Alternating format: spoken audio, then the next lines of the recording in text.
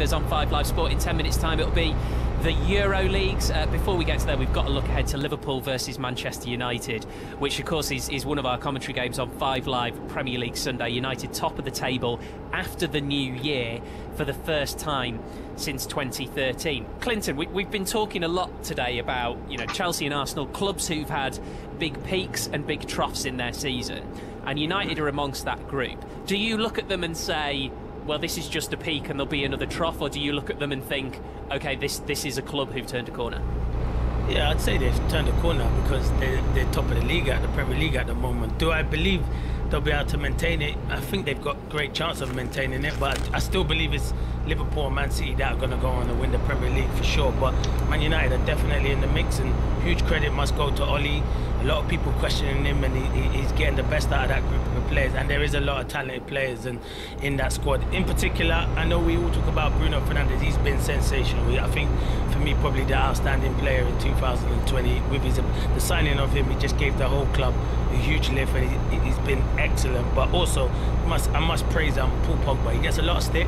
We always criticise him, but I think over the last month or so, I think he's been outstanding. And the game against Burnley the other night, I thought in the second half, he was brilliant, and he's playing with a smile on his face at the moment, and that's what you want to see with Paul Pogba. So you have to credit Oli. I think he's doing a tremendous job, and Man United are definitely title contenders. But if you're going to ask me, which he always like to do, if they're going to win the Premier League, I still think it's between Liverpool and Man City. What, me? No. Yes, you. Karen, did Clinton nick your point then? Because you sort of your hand went up and then very quickly down again. Sorry, yeah, I apologise. No, you killed it. You crushed it. Well played. No, I was just going to say about Paul Pogba. The last 6 weeks, he's been, ever since his agent came out and started chatting again, he's turned a corner. So for Man United, maybe we don't hammer the agent because he's getting performances out of him somehow. But I always think I look at Paul Pogba when he celebrates, and for the last month or so, every time there's been a goal, he's celebrated like it was the World Cup, that he'd won the World Cup. And I think that's a player that's like, I've got my hunger back for the club. There's just something about him, and I think I agree with Clinton Fernandes, but for me, Paul Pogba, if Man United are to win the Premier League, this man has got to continue to keep playing the way that he's doing and keep pushing his levels to the levels that we all know that he's capable of, and his leadership. Because I saw that at half-time team talk when they won the World Cup. He's got it in him, and they just need to keep pushing it out of him, because he could make them title contenders. I know they are anyway because they're top of the table, but still everyone's going City, Liverpool. But for them to really, really go for it, he's got to be the one that turns it on. Just to throw another name into the mix here, Matt, Eric Bailly, if we're going centre-backs union, because I'm really pleased that we've got other players with Manchester United to talk about, because I genuinely think we've squeezed every inch out of Bruno Fernandes. I think we know his star sign, we know his childhood, everything. And Pogba's Pogba, but Bailly is one. Does he get enough credit, or? I think he's beginning to get credit, and at the end of the day, you only get credit when you play well. And I think it's been a real roller coaster for him. I think he's struggled with injuries, he's been out of favour. He's been in the team. It's been a real roller coaster for him at that club. And I think the confidence and the consistency of Harry Maguire that's got better for me this season. I think he had a real rocky start, but I think now he's far more consistent, looks more assured, looks more confident in himself. And I think for sure Bailly needs to play next to somebody like that. And I think when he does, you'll see performances that you're starting to see now. And there's a reason why Manchester went out and bought him, and we all know that what he's capable of. It's just been very unsettled at that club for some period of time, and I think he's been a victim of that. So I'm really glad to see him in the team, playing well against and alongside. And I think it is a partnership. It is important to remember. It really does help a centre-back to know you've got a steady, consistent partner. I think it really helps him that Maguire is now starting to fulfil that role better. I'm going to be very careful how I phrase this, because I'm not for a second suggesting that Harry Maguire is on the level of like a Virgil van Dijk, but I do wonder, from what you've just said, has Maguire reached the level now whereby his performances influence others in the same way that we spent so much time talking about how your Joel Matips and Joe Gomez is improved because of Virgil van Dijk? I think it's getting there. I think that point, and that is the whole role of the captaincy. And, you know, there was things going, you know, in a different direction for Harry Maguire, both on and off the pitch. It's been well documented. So I think, you know, that can cloud your head. So sometimes you just got to get back to basics and worry about yourself. Get your own house in order. Get your performances ready before you can start to think about influencing the team. And I think Harry Maguire's done that this season, because he was struggling a little bit, in my opinion. And his recovery has been really good. And I think he's playing very well. He's playing in a confident fashion. He's now able to almost distribute some of that onto the players around him. And I think that's what Manchester United want from him. They want him to be that leadership role. And I think he's capable of filling that. And I think one of the first signs of it is how well he's centre back pairing is playing next to him. May 2018, Karen, the last time that Liverpool failed to win 3 games in a row. Jurgen Klopp used the word rhythm as something he wants to recover. And I guess that statistic is both a massive testament to their success in previous years, but also a means of underlining why they need a big result. Yeah, massively. For me, I just hope Jordan Henderson can play in midfield, because I was at the Southampton game and I noticed he can easily play centre back, but it's the rhythm is affected when he has to drop in there, because it affects Trent. Trent doesn't get forward as much. It affects like the whole dynamics of their rhythm and flow, which I think is maybe what he's alluding to. He needs to get some of his key players back in their positions to really help him kick on. But it is a massive game, you know. Take the any points, or it's Liverpool Man United. That in itself is the enormity around it. So and the fact that they need to get a result is it's even more exciting. So but. Hand on my heart, it sounds horrible. I was a little bit disappointed with him at Southampton, and I could see Jurgen Klopp. He was furious, and the rhythm wasn't there. So I just think now that hopefully they'll get a few players back, and they can start to get players back. I really want Jordan Henderson in the midfield though. And then don't sit on the fence, Karen. Man United or Liverpool, who's going to win the game? And you, Matt, quickly. You got me, but we're running out of time. So. Matt, you go first, Matt. You go first, Matt. And make sure Karen answers, Matt, because she always tries to not answer. You didn't answer your question either. Is Clinton now running the show, Steve? Well, he was commentating, so he might as well present, yeah. It's the Clinton Morrison show, Matt. You should know this. No chance. I'm Feel free to dodge it if you want to. They don't want to answer, do they, Krusty? I think it's brilliant. Just answer. If they answer, will you answer? Yeah, if they answer, I'll answer. Who's going to win the game, yeah. Cool. Matt? Let them go. Do you want me to go first? Yeah, go for it. On current form, I'm going to go Liverpool. Liverpool, there you go. Yeah, that's about how quickly we need the answers so to be. So we can't say a draw, can we? I'm just going to throw in there United then. I'll mix it up. I'll go United. And I'm going to go a draw, because no one said you can't say a draw. Sharky sits on the fence. See, terrible. I told you, it's always good to be last. Terrible. It's been lovely to have the band back together, guys. Great to have you all on. Clinton, it's 30 seconds to the hour, and I have to stop talking at 52 seconds. Shall I do that, or do you want to do that No, too? you're in charge of that, yeah, and you can take us to the news or to the next program. Oh, that's very kind of you. Thank you. Over to you, Mr. Grossman. Karen, Matt, Clinton, thanks, guys. Lovely to have you on. Cheers. Brilliant. Well, at least I get to do this bit of the programme anyway. Arsenal 0, Crystal Palace 0. Updates on the second half to come. Next up on 5 Live after the latest news, it'll be the EuroLeagues. The voice of the UK. This is BBC Radio 5 Live. With the BBC News at 9 o'clock, this is Jason Kay. The Royal College of Surgeons says the record number of patients waiting for hospital treatment in England has laid bare the calamitous impact of COVID-19 on the health service.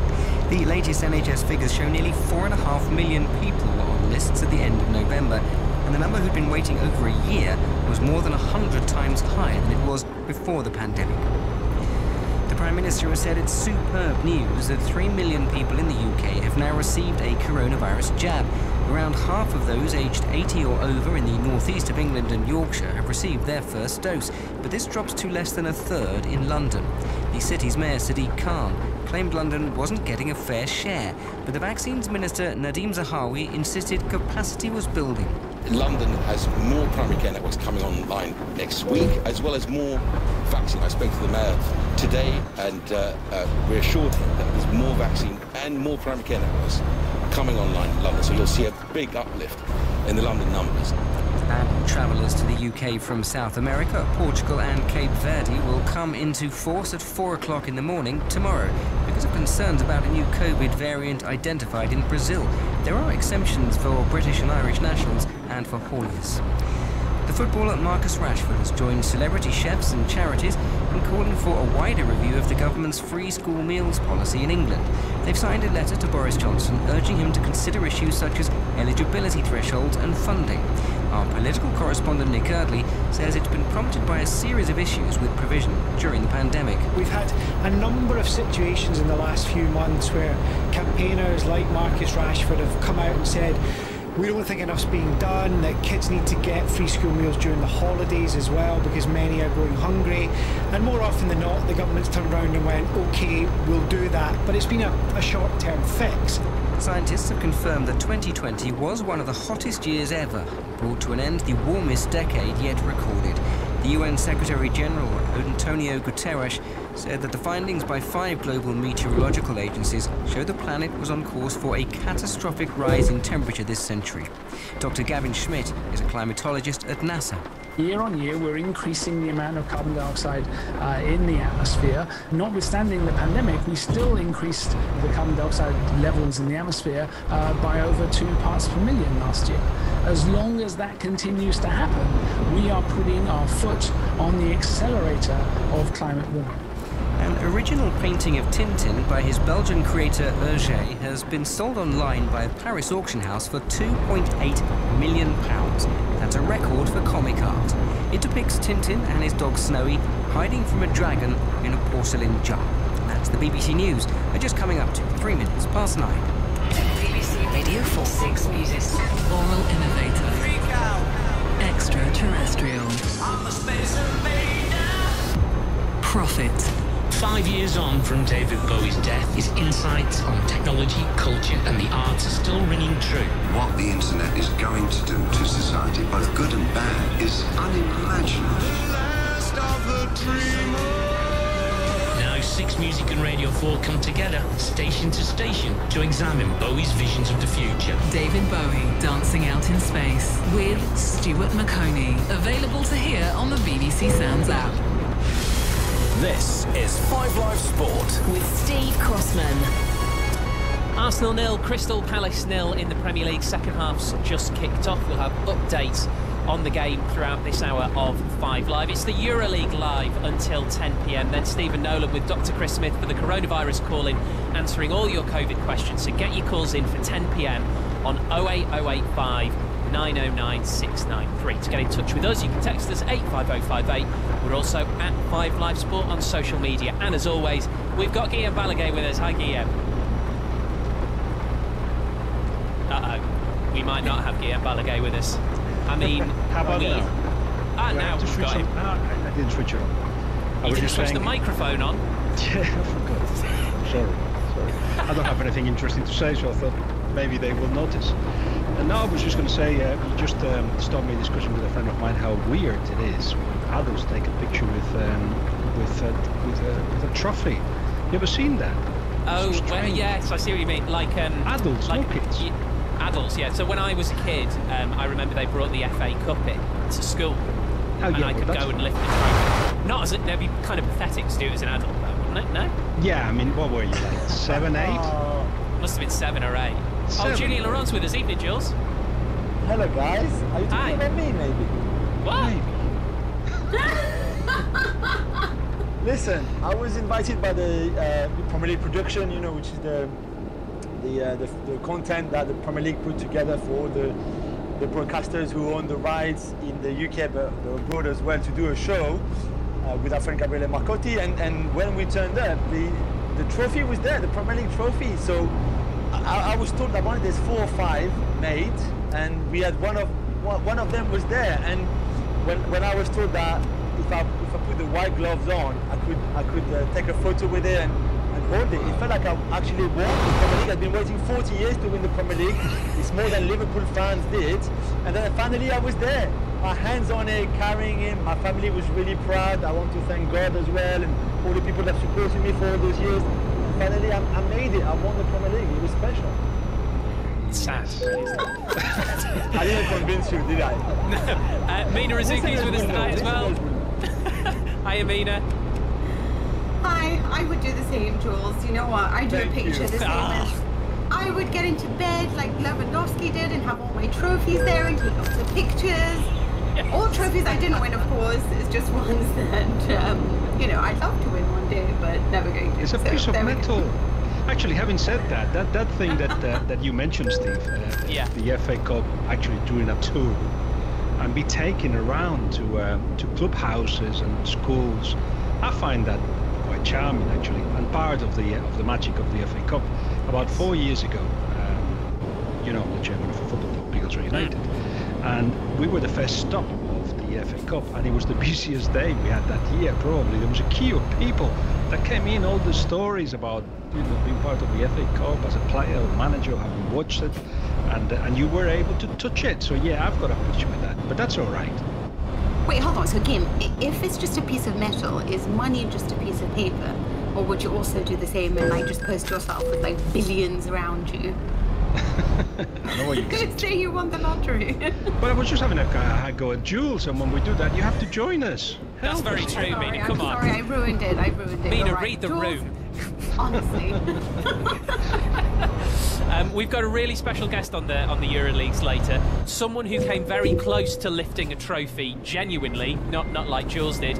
Lee Cattermole, who played in a UEFA Cup final. Of course, he's best known for his career here in England. Played for Middlesbrough for many years, played for Sunderland, played for Wigan as well. But he finished his career in the Netherlands with Venlo, and he's looking at the possibility of getting into coaching abroad as well. So Lee's going to be with us a little bit later on the programme. We're basically going to do title races because it's something that we haven't really had a chance to get into in detail, and there's a lot going on. I mean, we've just been talking in England about how open the title race is and could be this season.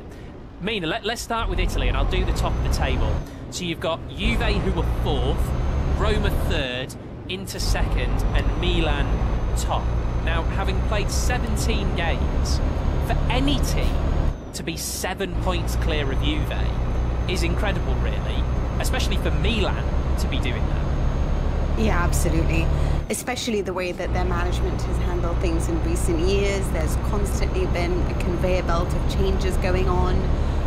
Players would come in, staff would come in as well, and it would change every year. They seem to be starting a new project. And you know what? On this show, we were talking about them starting a new project as close as July. But they decided to stick with consistency once. Stefano Pioli came in and replaced Marco Giampaolo, who had a terrible start to the season last year. And since he's arrived, Milan have started to pick up some consistency. Zlatan Ibrahimovic arrived, and when you consider this is a very young squad, they needed sort of a man to look up to, a leader, an icon, and he's done just that. His leadership alongside Stefano Pioli's tactics has created a ridiculously good project, one that they finally agreed to keep in July 22nd, where they finally confirmed Pioli would keep his job. And since then, they've just been unstoppable, and only Juventus have managed to stop them. But it's worth noting, Juve do have a game in hand, so that gap could be, you know, made to look a little bit smaller soon. So we'll see what happens. But Juventus under Pirlo are certainly not the team that look favourites to win the title this year. So, worthwhile mentioning that Zlatan influence. You met him, Steve, was it a year ago, a year and a half ago? And I think people don't realise that's something that surprised, for instance, the Manchester United coaching staff at the time when he came to England, that he's not just a guy that does really good social media and he's got a huge ego. He works so hard, harder than anybody. And not just that, he actually pushes you to the limit. So I guess that has had a huge influence, Mina.